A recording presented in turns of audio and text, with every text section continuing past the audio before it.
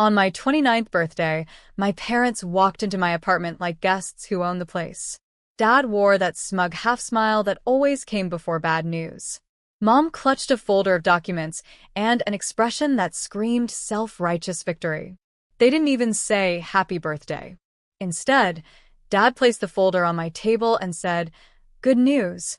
We just secured your sister's business loan. Thanks to you." I blinked. "What?" He grinned wider. "We withdrew your savings, $2.6 million. You should be proud. Your money secured your sister's future." Mom added almost sweetly, "You would have wasted it anyway. You never understood family priorities." I didn't yell, didn't cry. I just stared at them, two people who had raised manipulation into an art form. My name is Ava Monroe, I'm 29, and that morning, I learned that blood may be thicker than water, but greed is thicker than both. For a moment, they mistook my silence for defeat. Dad poured himself a drink, boasting about how family sacrifices build legacy. Mom talked about how money can come back, but reputation can't. I just smiled, because what they took wasn't my real savings. It was a decoy account I'd created 3 years ago. Same bank, same pattern, different destination. The fund they'd stolen was traceable, pre-flagged, and perfectly legal bait. And the moment they touched it, they'd stepped right into the audit net. I stood, poured myself a glass of wine, and said calmly, "Happy birthday to me." They laughed, thinking I'd finally lost it. But inside, I was already counting down. Because in exactly 72 hours, the bank and the IRS would both be calling them. And this time, I wouldn't lift a finger to help. 3 days later, the house of cards began to fall. I was sipping my morning coffee when the first call came, Dad's number flashing like a red alarm. I answered, calm and slow. "What did you do?" he barked. "The bank froze all the accounts. They said something about an investigation." I leaned back in my chair, watching sunlight dance across the floor. "Oh, that?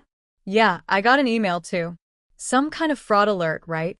Don't play dumb, Ava," he shouted. "They think we laundered money." I smiled to myself. Strange. Maybe they should ask who transferred it. Behind him, Mom's voice cracked through the line. "Ava, fix this now. You're ruining our reputation. Your sister's distraught." I took a sip of coffee. "You mean the one whose future my money secured?" The silence that followed was beautiful. Dad finally muttered, "You'll regret this. We're family." I chuckled. Exactly. And that's why I left breadcrumbs for the auditors, to make sure family gets full credit for their crimes. They both started shouting over each other, panic leaking through every word. But I was already done listening. I hung up, exhaled, and texted my lawyer. They accessed the flagged account. Time to proceed. Her reply came instantly. "Perfect. Sit tight. We'll let the feds handle it." I spent that afternoon at my office, finishing a proposal for my own startup, the one my parents said would never make money. And as my phone kept buzzing with their chaos, I smiled quietly. Because for 10 years, they thought they were draining my life. But every deposit, every number, every file name had led them straight into a trap they built themselves. The birthday gift I'd waited a decade to unwrap. By the next morning, their panic had evolved into desperation. Mom showed up at my apartment unannounced, hair unbrushed, perfume fighting the smell of anxiety. She banged on the door like a debt collector, shouting my name so loudly that even the neighbors peeked out. When I opened it, she stormed inside. "Ava, you have to fix this," she pleaded, pacing. The investigators came to the house. They asked about wire transfers, foreign accounts. Your father nearly fainted. I leaned against the counter, calm as still water. "I told you not to touch what wasn't yours." She turned, eyes glistening, tone sharp. "We're your parents. We raised you. Everything we did was for your future." "For my future?" I asked. "Or for the one you couldn't control anymore?" Her lips trembled. "You can't do this to your sister. She's innocent." I sighed. "You mean Emma, the future CEO, who registered a shell company with Dad's name last month? Don't insult me, Mom. I do data security for a living." She froze. You knew?" I knew everything. The fake invoices, the withdrawals, even the calls to your banker friend in Tampa. You both underestimated me because I kept quiet. She dropped onto the couch, face pale. You set us up. I shook my head. No. You set yourselves up. I just stopped saving you from the consequences. Her voice cracked. Ava, please. We could lose everything. I looked her in the eye. You already did, the moment you treated me like your insurance policy instead of your daughter. She started to cry, but I didn't flinch, because for the first time in years, the guilt wasn't mine. And the silence between us? It finally sounded like freedom. By evening, the story hit the news. Not front page, not yet, but enough to make them sweat. A small headline read, "Local couple under investigation for financial misconduct and wire fraud allegations." The photo underneath? My parents, outside their home, looking furious and terrified.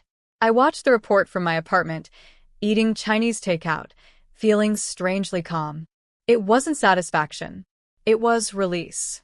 10 years of manipulation finally collapsing under their own weight. My phone rang again. This time, it was my sister Emma. Her voice cracked before she even said hello. Ava, what did you do? Mom's a mess. Dad's talking to lawyers. You have to help us. I already did, I said softly. I told the truth. You could have just talked to us, she cried. Like the way you talked to me when you stole my savings with them? I asked. She fell silent. You knew, Emma. Don't pretend you didn't. You signed the transfer authorization. Her breathing quickened. They said you'd never notice. I noticed, I said. I always notice. I just waited until the lesson would cost enough to matter. I heard her start to cry. For a second, my chest ached, not for her innocence, but for how far from it she'd fallen trying to please them. Please, she whispered. What happens now? I glanced at the TV, where the reporter mentioned pending audits and potential indictments. Now, I said, now you all live with what you built, just like I did. She hung up. I finished my food, closed my laptop, and stared out at the skyline. For years, I'd worked in shadows, cleaning up their chaos. Now I was done cleaning. Now, they could drown in their own mess and call it family.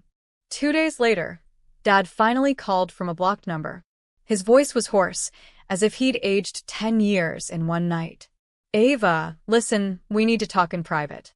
They froze our assets, everything. The cars, the accounts, even the house is under review. I leaned against the window and watched the city, lights glow like tiny confessions. I told you not to touch what wasn't yours, Dad. His breath shuddered. They say you triggered this. You flagged the account yourself. Technically, I said, smiling, the AI fraud detection system I built for my company did it. I just fed it the right data. There was silence, then a low laugh that sounded half admiration, half defeat.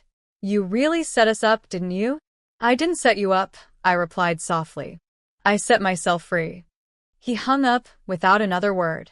That night, I sat on my balcony as a summer storm rolled in. Thunder rumbled like justice arriving late but loud.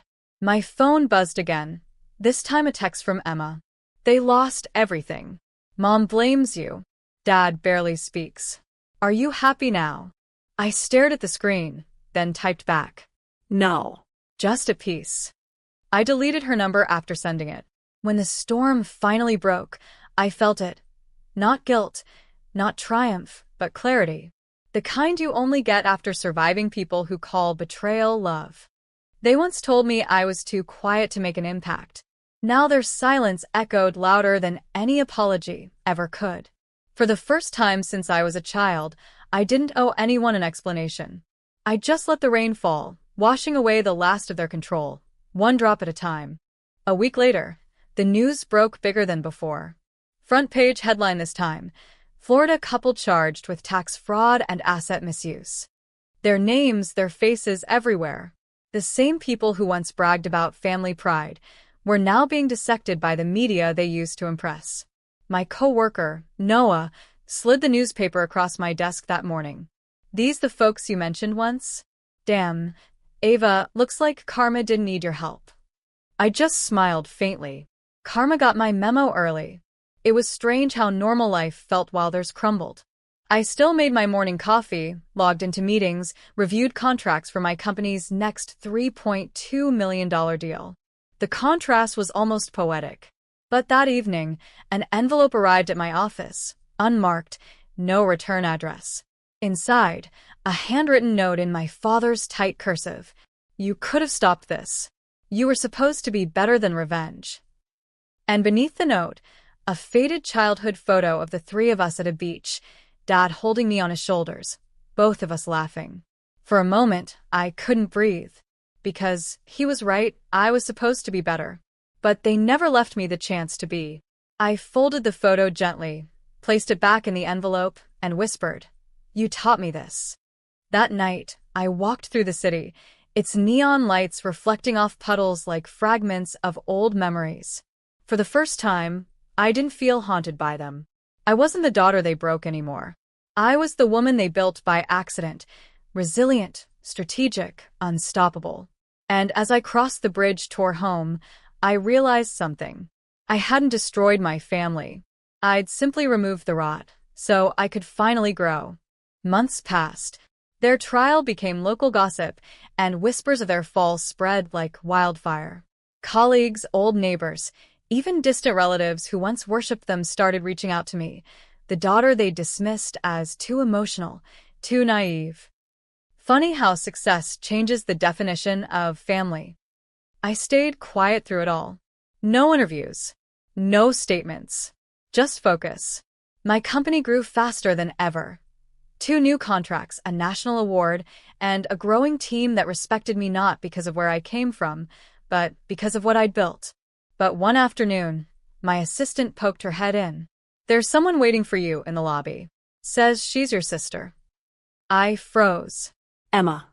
When I walked out, she stood there, thinner, paler, clutching a cheap purse and a hollow apology in her eyes. "Ava," she whispered. "I didn't know they'd go this far. I just wanted to fit in." I studied her face, the same girl who once laughed when Dad called me a failure. And now, she looked like the ghost of every bad choice they made. "Are they okay?" I asked quietly. "Mom's under house arrest," she said. "Dad's trying to negotiate plea terms." Then her eyes filled with tears. "I lost everything, Ava. Can you help me?" The question hung in the air, heavy with irony. I handed her a business card. Not mine, but my charity's.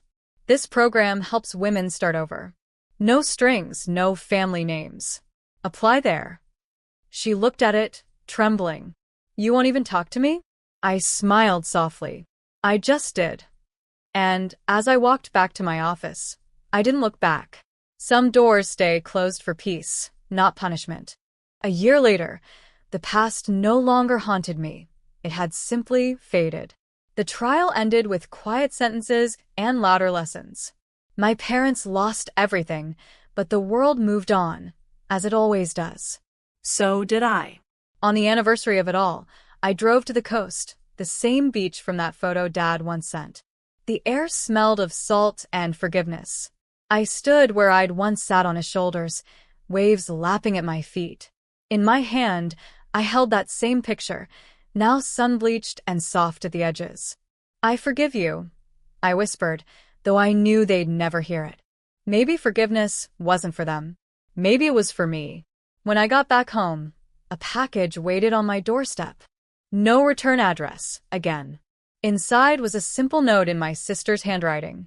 "Thank you. The charity approved me. I'm rebuilding." For the first time in years, I smiled without bitterness. I placed the note beside my desk, under a frame that read, "Legacy isn't what you inherit, it's what you build." The sun dipped beyond the skyline as my phone buzzed, an email from a national publication requesting an interview. "We'd love to feature your story, from estrangement to empowerment." I stared at it for a long moment, then typed my reply. "Only if we talk about rebuilding, not revenge." Because the truth was simple, revenge was never the ending. It was just the mirror that made me see who I'd become. And as I turned off the lights that night, I realized I didn't need closure. I already had peace.